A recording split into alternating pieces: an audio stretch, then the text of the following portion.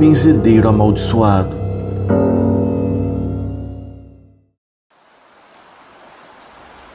Olá, inscritos. Eu me chamo Bruno e sou gaúcho da cidade de Canoas. Eu envio mais um relato para esse canal que eu adoro muito. Já maratonei diversas vezes todos os vídeos, pois os escuto usando fone de ouvido enquanto trabalho.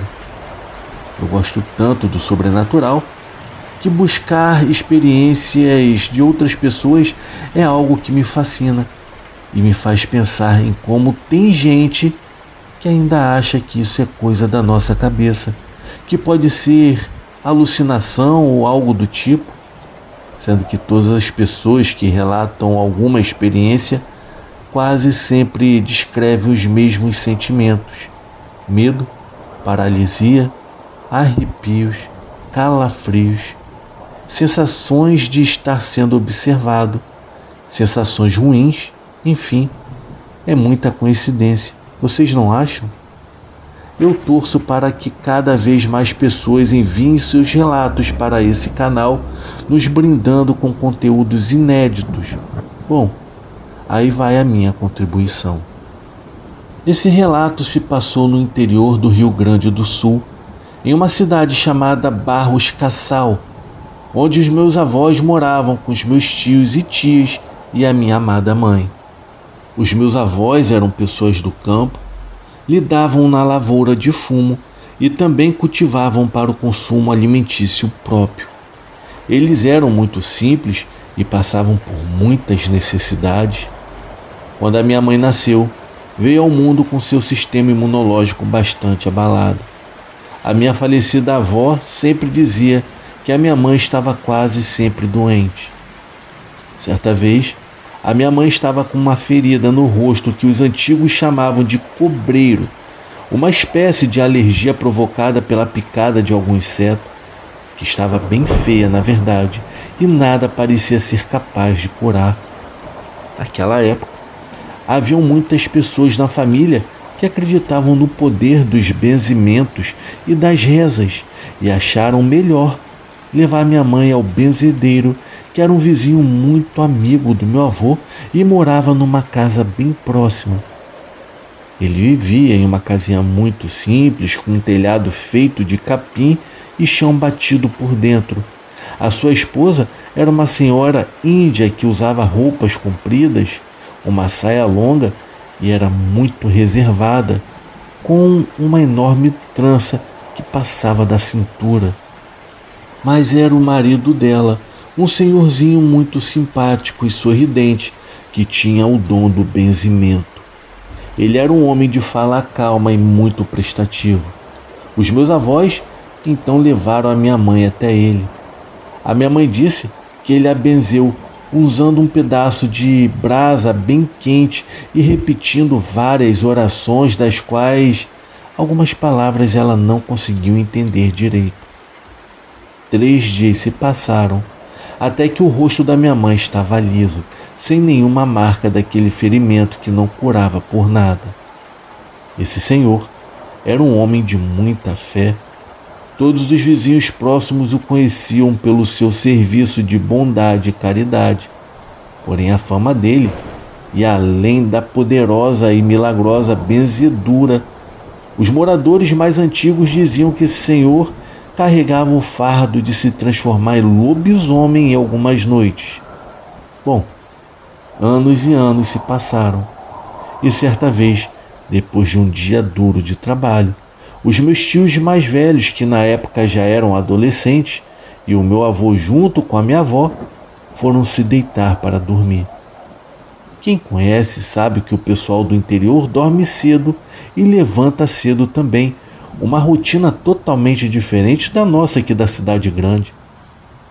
Horas depois, já de madrugada, eles foram acordados por um som de agitação que vinha da rua e se estendia até o galinheiro.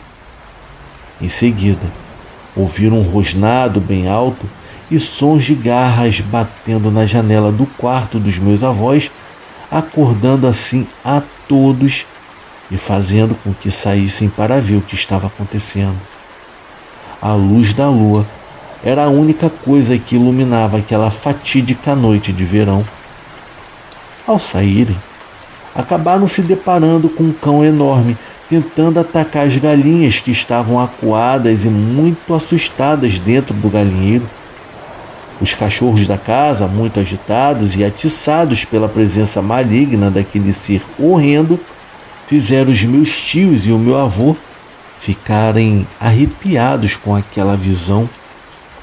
Meu avô era muito valente, exímio na luta de facas.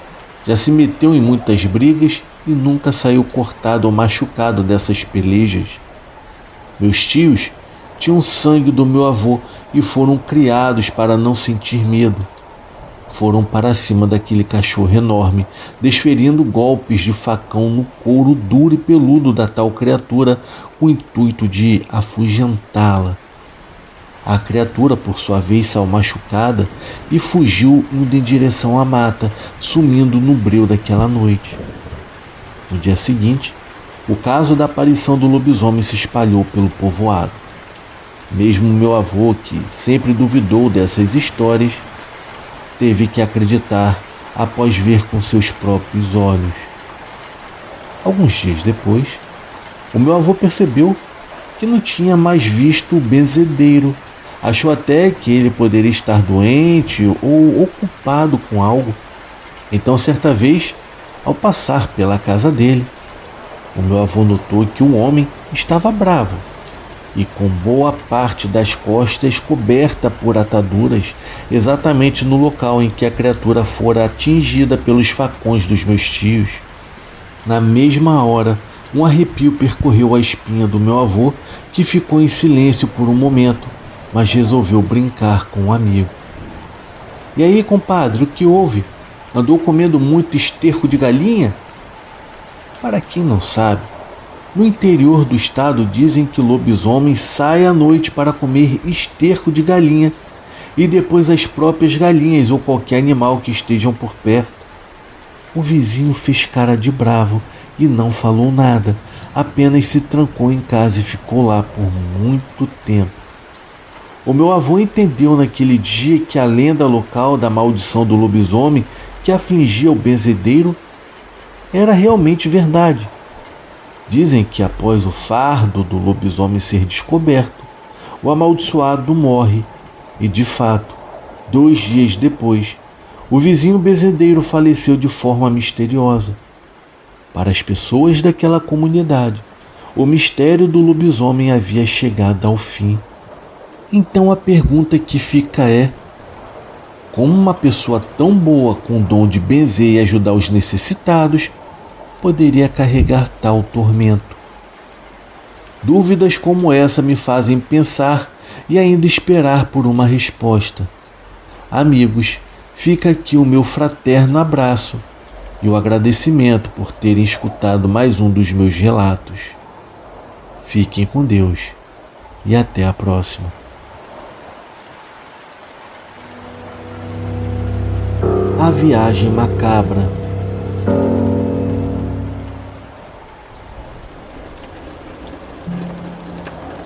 Boa noite a todos os inscritos. Eu me chamo Rivaldo. Eu moro em Fortaleza, no Ceará. Eu vou compartilhar com vocês um relato que aconteceu comigo e com a minha família quando estávamos indo do Pará para Fortaleza. Isso até hoje não tem explicação. O ano era 2019. Eu tinha 25 anos na época. Eu sou paraense e vim para Fortaleza em 2014 em busca de melhores oportunidades de emprego, já que a cidade seria uma das sedes da Copa do Mundo. A minha esposa é natural de Fortaleza, então decidimos vir para cá. Era uma época boa, conseguimos um emprego logo e graças a Deus já estamos morando aqui há 11 anos. Mas na época do relato, eu ainda não tinha filhos, éramos somente a minha esposa, a minha sogra e eu. O meu irmão Rony vivia no interior do Pará, que também era a minha cidade, e a falta de emprego era grande. Depois de muita conversa com a minha mãe, resolvemos que eu iria buscar o meu irmão para morar aqui em Fortaleza com a gente, e ele conseguiu um emprego aqui. O nosso carro na época era uma Spin preta, ano 2013, um carro bom para esse tipo de viagem e também era automático, mas consumia muita gasolina. Saímos de Fortaleza, a minha esposa, a minha sogra e eu. Isso foi por volta das 3 horas da tarde, logo depois que a minha esposa saiu do seu trabalho. A viagem foi tranquila e colocamos uma playlist pré-selecionada e ficamos apreciando a paisagem do sertão do Ceará. No caminho víamos montanhas rochosas lindas de Itapajé e cidades próximas na beira da estrada. Eu e a minha esposa reparamos que na BR-222 haviam muitas cruzes e ficamos conversando sobre quantas pessoas morreram nessas estradas pelo Brasil. Saímos à Serra de Tianguá, já pela parte da noite, ainda no Ceará, e havia ainda mais cruzes. Essa serra é conhecida por ser muito perigosa e as pessoas precisam estar muito atentas naquele trajeto. Com o tempo, atravessamos a divisa do Ceará com o Piauí. Já eram por volta das 11h30 da noite, quando passamos pela cidade de Altos, no Piauí. Quando estávamos saindo de Altos, vimos algumas pessoas deitadas no chão, provavelmente machucadas. Acho que deveria ter sido algum acidente. O que era estranho é que os veículos eram antigos, não condiziam com a nossa atualidade, mas poderia ser porque era interior e haviam pessoas da zona rural por ali. Andamos mais à frente e a poucos metros vimos uma espécie de memorial com várias cruzes e haviam pessoas paradas lá prestando socorro. Não paramos para ajudar porque já estava bem tarde e ainda tínhamos que achar um local para dormir e assim continuar a viagem pela manhã. Logo pela manhã saímos para continuar a viagem. Saímos do Piauí e chegamos no Maranhão. Quem tem costume de viajar pela BR-316 sabe que tem uma parte dessa BR no Maranhão que é terrível, com muitos buracos, e isso faz a gente se atrasar muito na viagem. Além disso, haviam várias pessoas tampando buracos para ganhar alguns trocados. Aquilo era de partir o coração. Quando foi por volta das 9 horas da noite, graças a Deus, chegamos em Capanema. Passamos 2 dias por lá, pois não podíamos ficar muito tempo, já que a minha esposa só tinha pego alguns dias de folga no trabalho e tínhamos que voltar o mais rápido possível sem fazer paradas para dormir. Como meu irmão Rony sabia dirigir e tinha habilitação, íamos revezar na direção. Então saímos pela madrugada de Capanema a Fortaleza, compramos vários energéticos para ter energia para essa longa viagem. Quando foi no final da manhã, paramos em um posto de gasolina no meio do Maranhão e abastecemos o carro. Caros amigos, aquilo foi a pior coisa que fizemos, mas não podíamos adivinhar. Colocaram gasolina adulterada no meu carro e mais à frente o mesmo começou a apresentar defeitos. Quantas vezes tivemos que parar para fazer o carro pegar e seguir em frente? O que era para ser uma viagem tranquila havia se tornado um terrível pesadelo. Pessoal, e calma que ainda vai piorar. A minha esposa ligou para o seu emprego para avisar do ocorrido e que ela não iria trabalhar no dia seguinte. A chefe dela disse que se por acaso ela não chegasse no mesmo dia do combinado, ela deveria passar no RH para assinar a carta de demissão. Ela na mesma hora se desesperou e disse que chegaria no dia seguinte sem falta. Ficamos ainda mais preocupados com aquela situação e assim a noite chegou. Ainda estávamos em Alto Alegre do Maranhão, uma viagem que deveria ser rápida, mas se tornou lentíssima por causa do carro com problemas. Já era mais de meia-noite quando saímos de Teresina pela BR-343. Um pouco tempo depois de termos saído de Teresina, apareceu uma moça com roupas sujas acenando para a gente parar. Só que nós não paramos. Primeiro, porque poderia ser algum assalto, e segundo, porque se o carro desse problema de novo, teríamos que esperar mais ou menos meia hora para ligar novamente. Então demos de ombro e seguimos em frente. Com 5 minutos dirigindo, vimos a mesma mulher acenando pedindo carona novamente. Todos nós que estávamos no carro ficamos abismados com o que vimos. A minha sogra, que é evangélica, logo clamou: "Meu Deus, sangue de Jesus tem poder, está repreendido."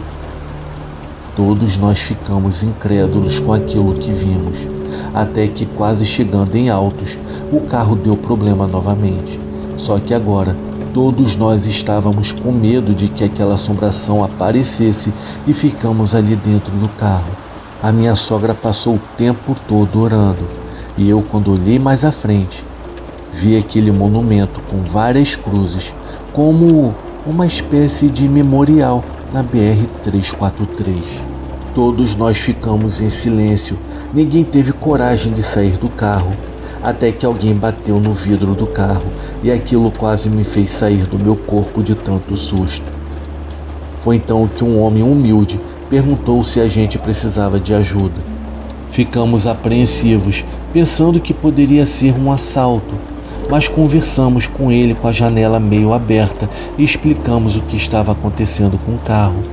Então ele, bem sério, nos disse: "Sorte de vocês, eu sou mecânico. Eu estou indo para casa e quando vi o carro de vocês parado, eu imaginei que precisassem de ajuda." Diante daquela conversa, eu e o meu irmão Rony descemos do carro, pegamos o nosso celular para iluminar o motor do mesmo e o senhor começou a olhar o carro. Ele falou que a gasolina adulterada estava causando os problemas. Ele nos disse que deveríamos tirar aquela gasolina e fazer uma limpeza quando fosse abastecer novamente. Porém, ele avisou que isso não resolveria de imediato, mas melhoraria bastante e daria para chegarmos em casa. Eu e o meu irmão ficamos surpresos, pois até aquele momento a gente não sabia o que havia com o carro. E como ele sabia que o problema era a gasolina, se ele não tinha nenhum equipamento para fazer o teste? Mas enfim, ele fechou o capô da Spin e perguntamos quanto ele queria pelo serviço. Ele disse que não precisava, pois quem dá a recompensa é Deus. A minha esposa e sogra agradeceram muito aquele senhor gentil. Ele saiu indo em direção a Teresina até que desapareceu no meio daquela escuridão.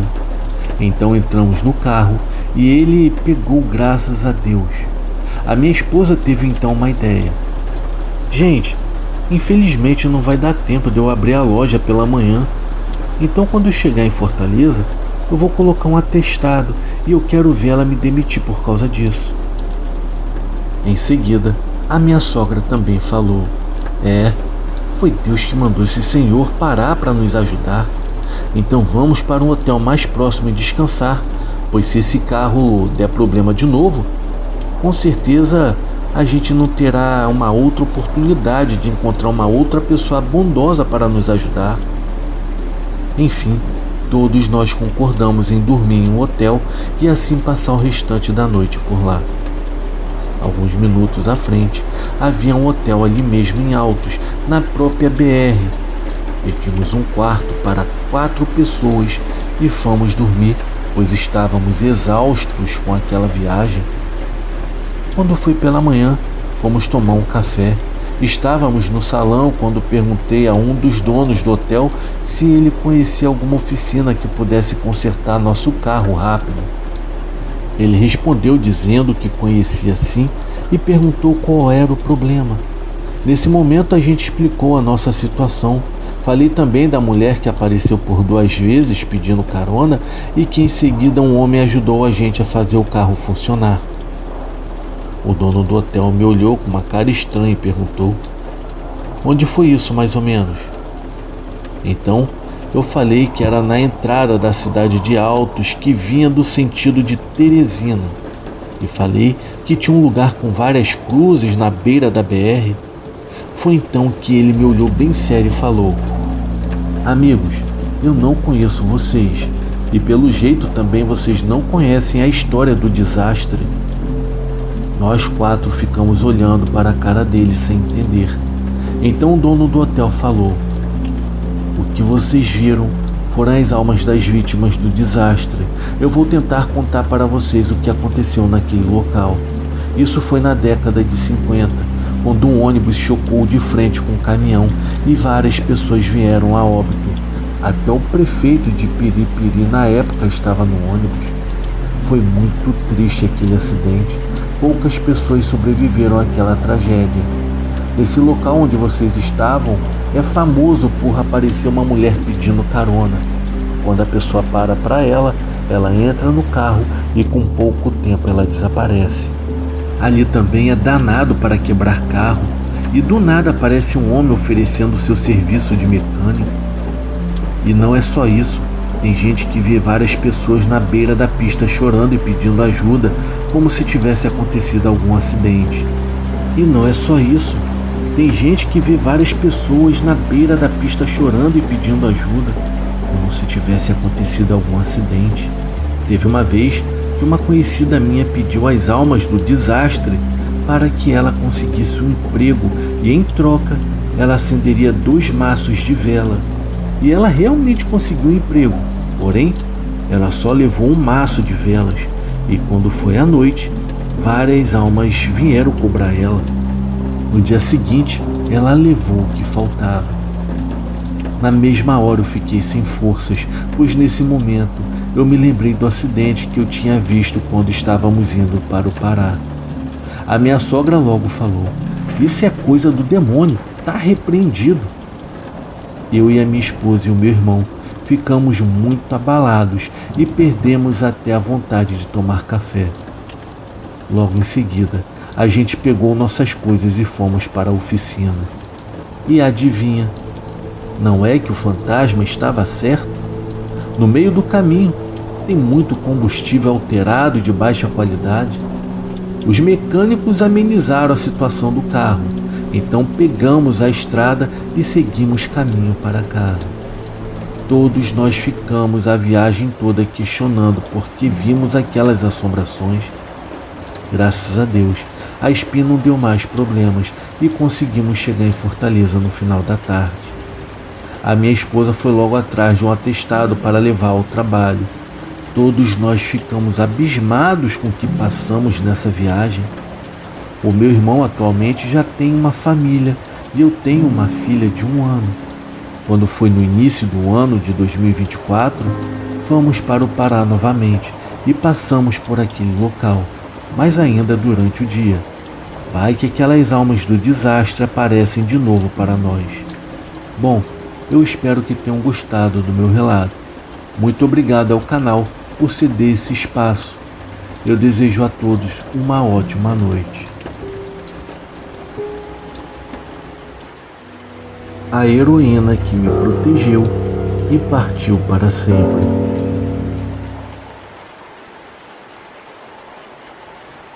Olá, esse relato que eu venho contar hoje aconteceu comigo quando eu tinha por volta de 12 anos de idade, mas confesso que só criei coragem de enviar depois de ouvir o relato da moça cujos 12 gatinhos a protegeram daquele monstro agressor e covarde. Bem, amigos, eu me chamo Juliette e o relato que eu irei compartilhar com vocês é sobre uma cachorrinha que também me protegeu, a minha eterna e saudosa Bolinha.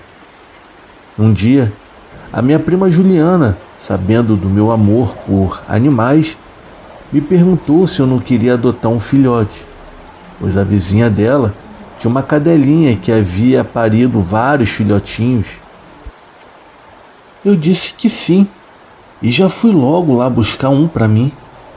Eu sempre digo que foi ela quem me escolheu, pois assim que eu vi aquela bolinha pretinha de pelos, eu me apaixonei. E ela tão pequenininha veio de encontro a mim, lambendo a minha mão como se já estivesse me esperando. Então a minha mãe, que também se apaixonou por ela, logo pela primeira vez que a viu, foi quem sugeriu o nome Bolinha. pelo fato dela ser muito gordinha, ao ponto da barriguinha dela ser lisa. Ela era realmente uma bolinha fofa de pelos, e o nome, claro, pegou de imediato. O tempo passou e a minha cachorrinha cresceu. Onde quer que eu fosse, ela também ia junto. O carinho que ela tinha por toda a família era muito grande, mas comigo eu sentia que era diferente. Ela era mesmo grudada em mim. Até que um dia, o meu pai nos chamou para irmos a um córrego muito conhecido aqui na minha cidade. Esse córrego também era bastante frequentado por pescadores. Então lá fomos nós, em uma manhã de domingo. Eu, os meus pais, os meus 2 irmãos e as nossas 2 cachorrinhas, uma pincher chamada Princesa e a minha Bolinha. Fomos de bicicleta mesmo, já que aqui no interior tudo costuma ser perto. Nesse rio havia uma pequena ponte. Descemos o barranco e ficamos nos banhando perto dela com aquela farra que só as crianças fazem. Mas de repente, a minha cachorrinha começou a latir desesperadamente. Ela ia até a ponte, latia, acompanhada da nossa outra cachorrinha, e em seguida descia até onde estávamos. Depois, ela entrava na água, agarrava o meu cabelo com a boca e me puxava para fora. Como toda criança, eu e os meus irmãos achamos aquilo muito engraçado, então continuamos brincando e nadando, achando que as cachorrinhas estavam entrando na brincadeira também. Só que o meu pai começou a achar aquela situação um pouco estranha, pois Bolinha não parecia estar se divertindo, mas sim desesperada. Então, como que movido por um instinto paterno, o meu pai mandou que saíssemos da água. Nós obedecemos, um pouco chateados e sem entender nada, é claro. Assim que saímos do córrego, ouvimos o barulho de algo pesado caindo na água. Nesse momento, o meu pai subiu pelo barranco e foi até a ponte para ver o que poderia ser, mas não conseguiu enxergar nada, já que a água era muito escura. Pois bem, meus amigos, menos de 10 minutos depois, ouvimos os pescadores que estavam mais abaixo no córrego começarem a gritar. O meu pai, curioso, desceu até lá para ver o que estava acontecendo. Os pescadores, que estavam na parte mais baixa do rio com as tarrafas, que, para quem não sabe, são um tipo de rede usada na pesca para pequenos córregos, estavam com a cobra sucuri de quase 4 metros presa em uma delas. O meu pai voltou até onde estávamos e nos chamou para ver aquela cobra gigantesca. Sim, aquela sucuri estava nos observando, enrolada em uma árvore perto do barranco onde estávamos nadando. Mas eu acredito que, por conta dos latidos da minha cachorrinha, a cobra pode ter se assustado e decidido ir embora. A minha Bolinha repetiu por várias vezes o ato de ir até o barranco perto da ponte e latir desesperadamente, descer, entrar na água e abocanhar os meus cabelos para tentar me arrastar para fora. Bom, eu acredito piamente que ela estava vendo aquela cobra lá o tempo todo. Depois disso, nem preciso dizer que o meu pai nos levou embora dali imediatamente. Porém, o mais triste e doloroso veio depois. Uma semana após esse episódio, a minha cachorrinha morreu. Nós não tínhamos muro na casa onde morávamos. Naquela época era raro uma casa no interior ter muros. Foi quando ela foi correr atrás de uma caminhonete e o motorista, por pura maldade, jogou o carro em cima dela, atropelando-a. Os vizinhos viram tudo e confirmaram que foi por pura maldade do motorista. Naquele momento, eu estava dormindo e acordei na hora, como se algo em mim doesse. Então, como num reflexo automático, eu pulei da cama e fui correndo perguntar para minha mãe onde a Bolinha estava. A minha mãe, muito triste e também surpresa por me ver já ali na porta, me deu a horrível notícia de que ela havia acabado de ser atropelada e havia morrido. Eu saí correndo para a rua e ali mesmo no chão, a minha cachorrinha deu seu último suspiro no meu colo. Dói até hoje. Agora mesmo, enquanto eu escrevo esse relato, eu choro como se tivesse acabado de acontecer. Foi como se aquele anjo de 4 patas estivesse ali apenas para cumprir a missão de me proteger, não só a mim, mas aos meus irmãos também, daquele perigo naquele dia. E ao terminar sua missão, ela partiu deixando em mim uma saudade tão grande que eu acredito que nunca irá se apagar.